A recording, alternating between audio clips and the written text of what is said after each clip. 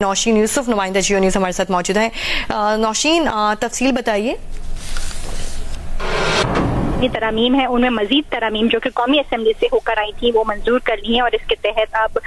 कुछ तरामीम की गई हैं जिनमें जो आर्टिकल 6 में तरमीम की गई है कि जो संगीन गद्दारी से मुताल्लिक है उसमें फेडरल शरीयत आईनी कोर्ट का भी जो है वो हवाला दिया गया है, जबकि चीफ जस्टिस ऑफ पाकिस्तान जो मौजूदा चीफ जस्टिस पाकिस्तान है ये अपने ओहदे की मुद्दत मुकम्मल होने तक चीफ जस्टिस ऑफ पाकिस्तान ही रहेंगे, जबकि जो आईना आने वाले चीफ जस्टिस होंगे वो जो सुप्रीम कोर्ट और आईनी कोर्ट के चीफ जस्टिस हैं उनमें से जो सीनियर मोस्ट होंगे उनमें से वो जो है वो चीफ जस्टिस ऑफ पाकिस्तान होंगे। जब सेनेट में आज आईनी तरमीमी बिल पेश किया गया तो उस पर पहले शिकवार मंजूरी ली गई, उसके बाद उसकी जो है बाय डिवीजन जो है मंजूरी ली गई, जिसके अमल जो है वो मुकम्मल हो चुके हैं। सेनेट ने 27 आईनी तरमीम में जो मजीद तरमीम का बिल था वो पास कर लिया है। 64 वोट जो है वो बिल की हिमायत में आए हैं। इनमें वो दो मुनहरिफ अरकान जिन्होंने जो 27 आईनी तरमीम की मंजूरी के वक्त वोट दिया था, पीटीआई के सैफुल्लाह अब्दो और JUIF के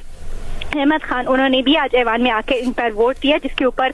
जो अपोजिशन अरकान थे उनकी जानिब से शदीद तहफ़्फ़ुज़ात का इजहार किया गया और कहा गया कि सैफुल्लाह अब्दो ने ऐवान के फ्लोर पर अपना इस्तीफे का ऐलान किया था, जबकि चेयरमैन सेनेट ने कहा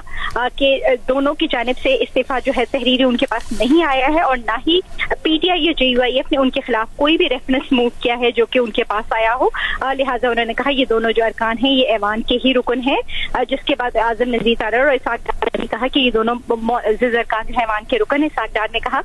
कि आइन के मुताबिक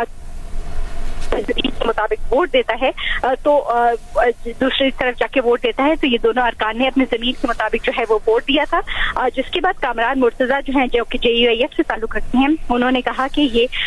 एक दिन ये वापस पलट के आपकी जानिब ही आएगा मामला और आपके साथ भी इसी तरह का कुछ होगा।